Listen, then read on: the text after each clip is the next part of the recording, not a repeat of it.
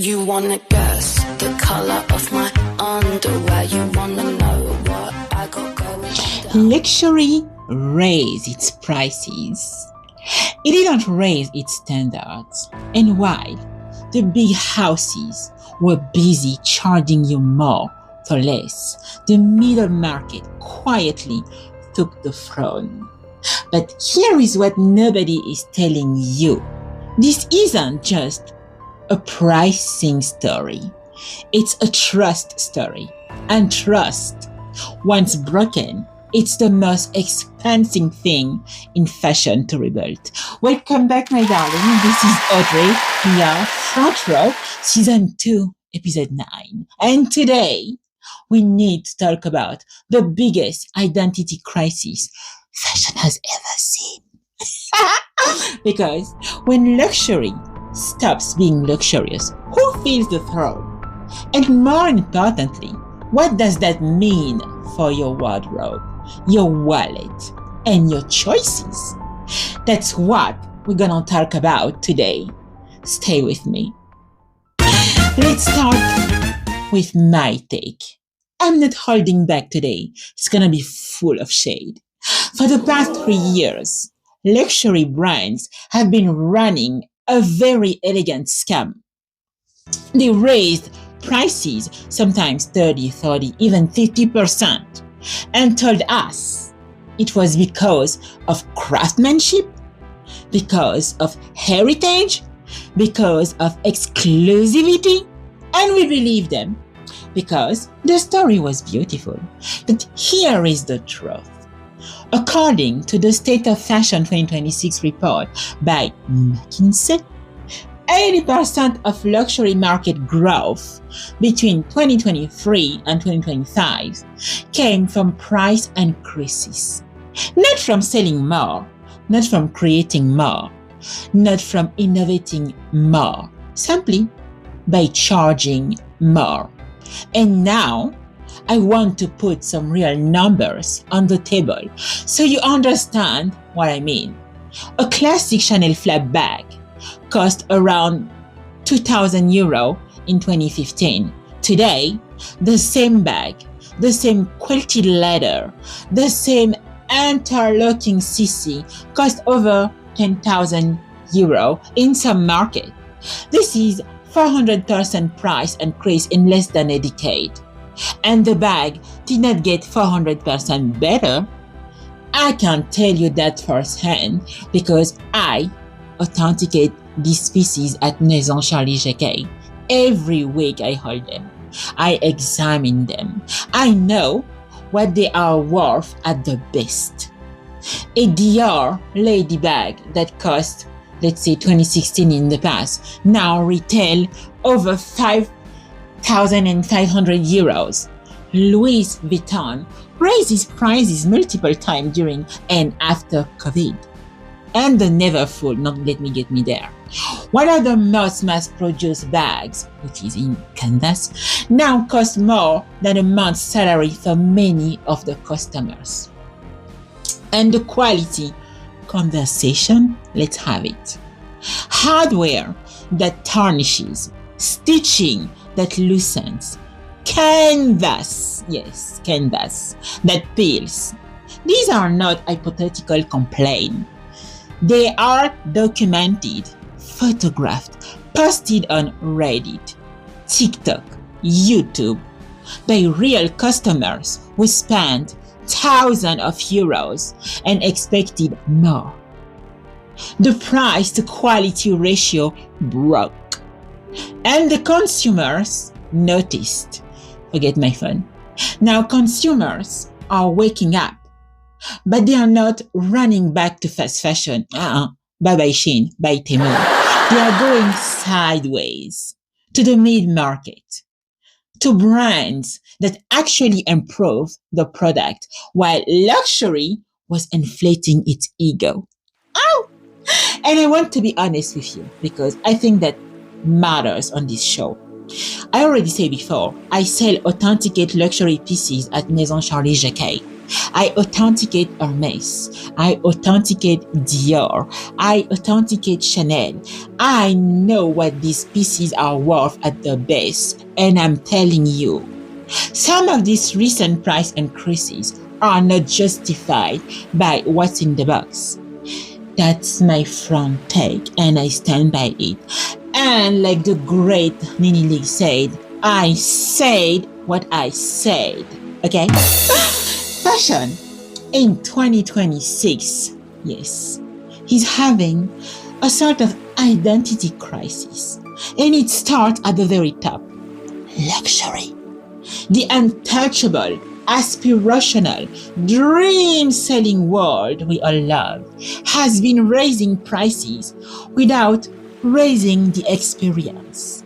And the consumer who used to aspirationally save up for a luxury purchase, now she's doing the math. And the math doesn't add up. But here is the twist, and I want you to hold on to. They are not going to Shein. They are not abandoning fashion. They are redirecting the mid-market. Brands like COS, Totême, other stories, Jacquemus at accessible price points, even Mango's premium lines is now growing faster than any other segment in fashion. These brands didn't get lucky, they got strategic.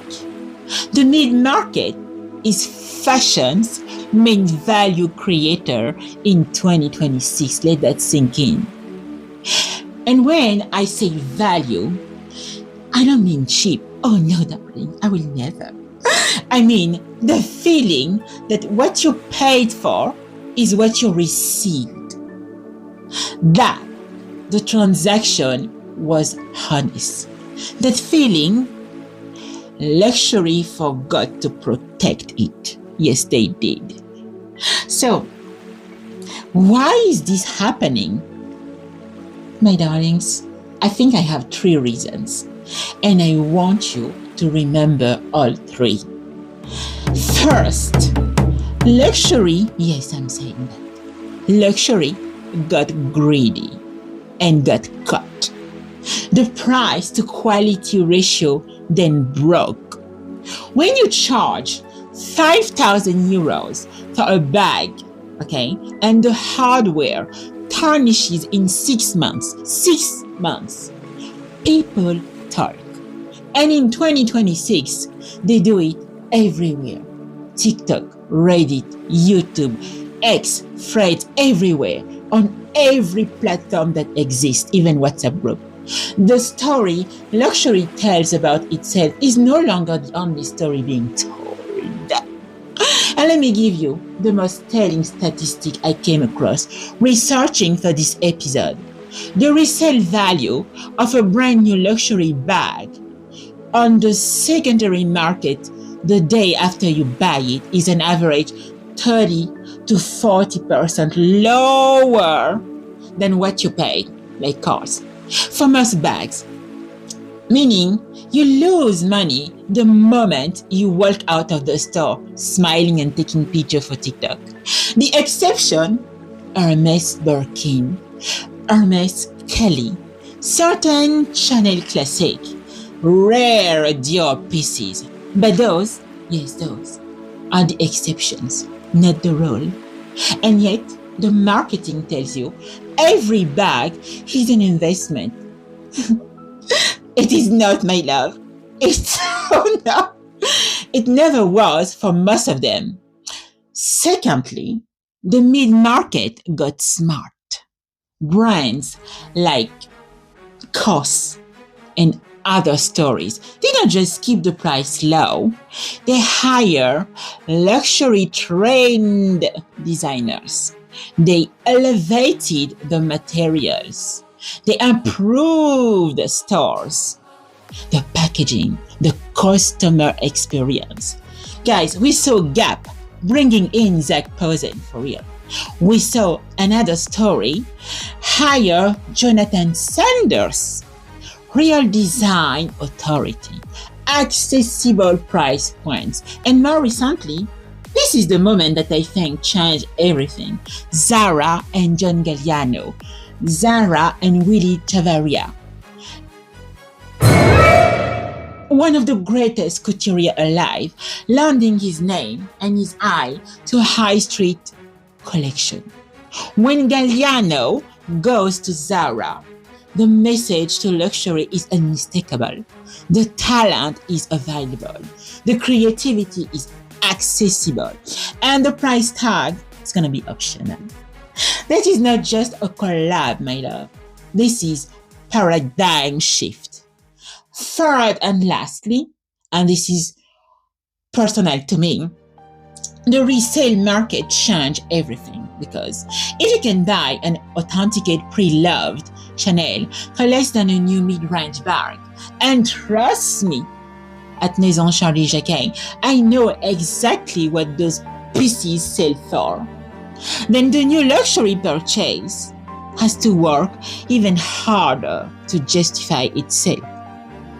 Last month alone, I authenticate several Hermès scarves, a Louis Vuitton Murakami piece, René Coavilla heels, beautiful, iconic, authenticate pieces at prices that make the new retail price look almost absurd by comparison.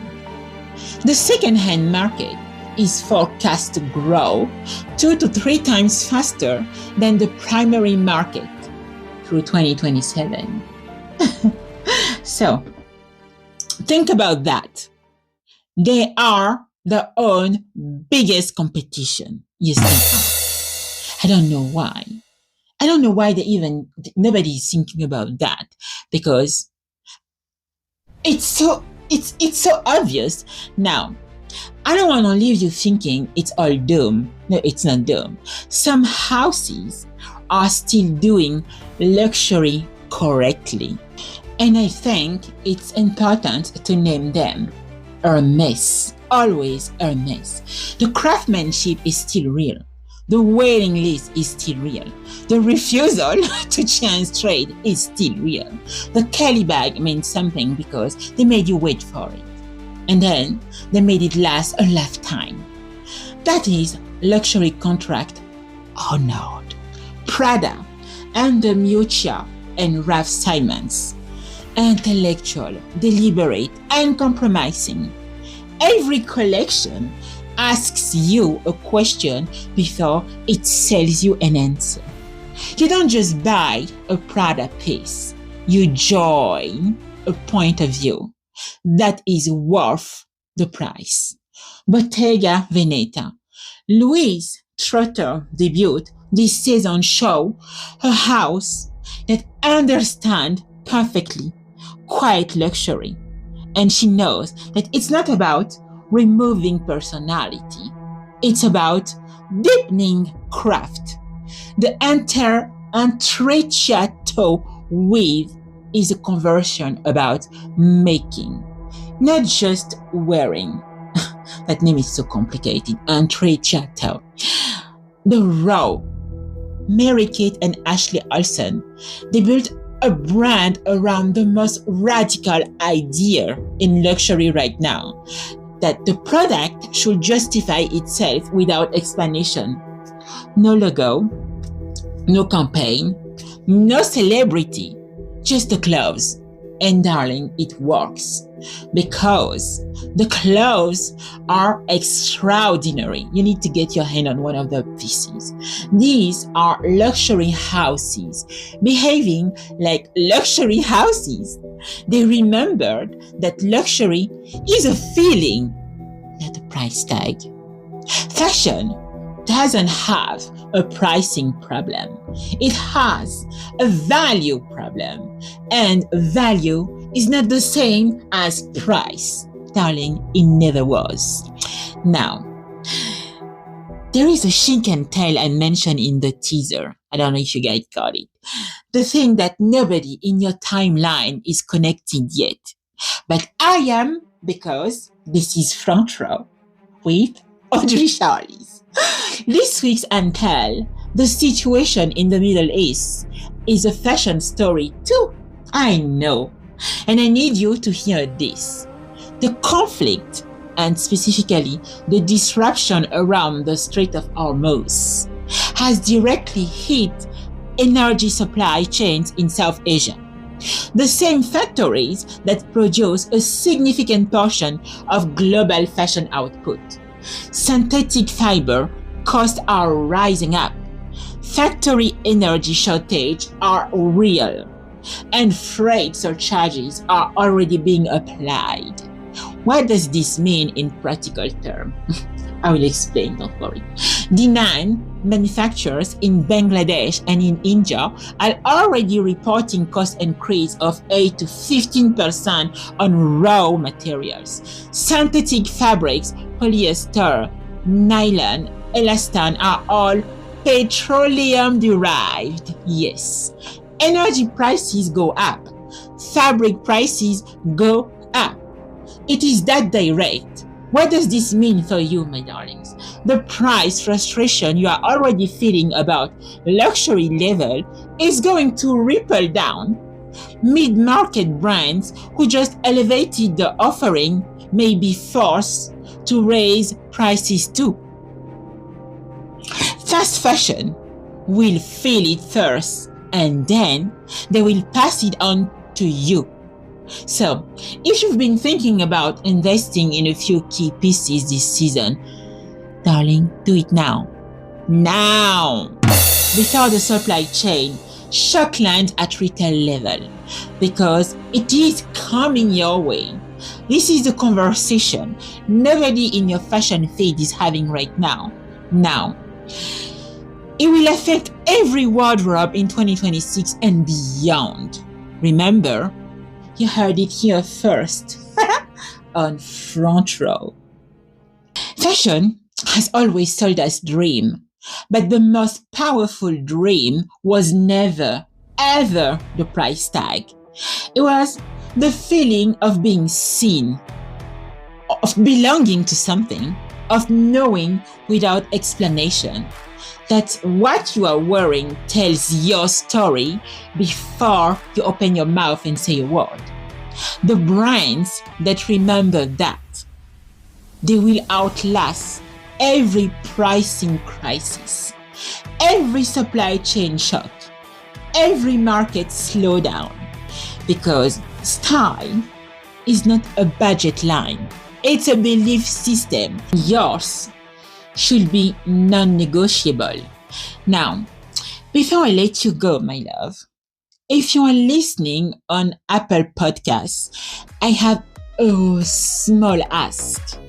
Can you please tap the star and leave me a rating? I'm doing great on Spotify and iHeartRadio and YouTube, but it seems like you guys on Apple are stingy with the likes. It makes a real difference for the show. And guys, I read every single one.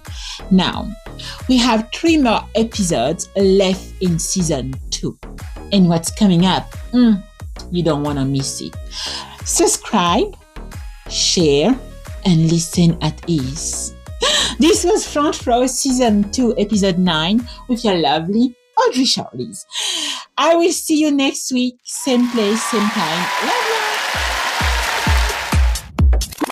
you. You wanna guess the color of my underwear? You wanna know what I got going on down there? Is it pretty in pink or see?